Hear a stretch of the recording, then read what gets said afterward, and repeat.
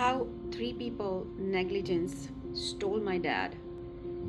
So મમને sign કરવું પડ્યું they can fly just because કે my dad and mom so they said કે ના અમે તો આગળ ટૂરમાં જઈશું, અમારે અહીંયા આગળ કોઈને હેલ્પ કરવા નથી રહ્યું. એન્ડ દેન ટૂર મેનેજરે ડિસાઇડ કર્યું કે ફરારો.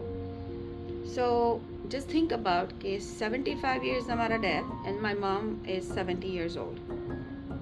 જ્યાં આગળ એમને ખબર છે કે એ લોકોને ઇંગ્લિશ બોલતા બી નથી આવડતું, વિયેતનામીઝ બોલતા બી નથી આવડતું, ત્યારે એ બધું ટૂર મેનેજરને આવડતું હતું અને એટલીસ્ટ મમને થોડી સ્ટ્રેન્થ મળી હોત. બટ એવરીવને હાથ છોડી દીધો એન્ડ દેટ્સ વાય મોમને સાઇન કરવું પડ્યું કે દે કેન ફ્લાય બિકોઝ મારા dad he cried looking at my mom કે what my mom's gonna do.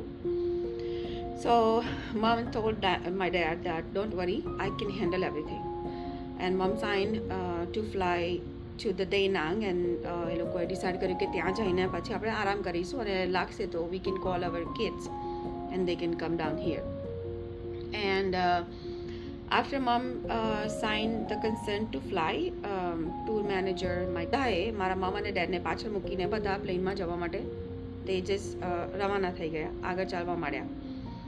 As soon as security પતિ, my dad he fell down, he felt dizzy and he started throwing up again.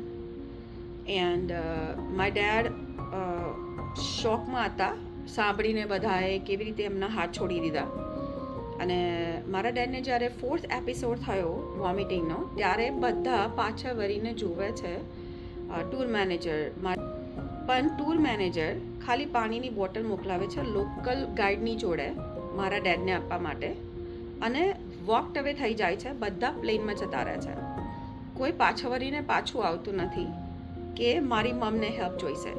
તો it was that time my dad ne 4th vomiting, he had a brain stroke for 25 millimeters and then he just went to the coma directly from the airport. તે વખતે મારી મમ જોડે કોઈ જ ઊભું નહોતું, બધા એમનો હાથ છોડીને જતા રહ્યા.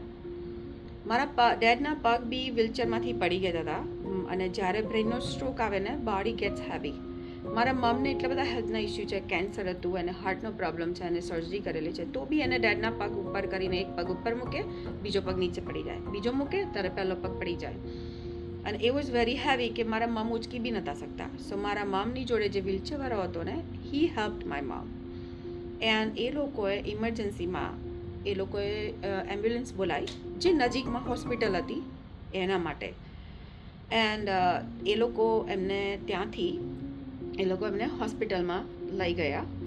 અને two continue this story I will post another video tomorrow. So keep watching and thank you so much.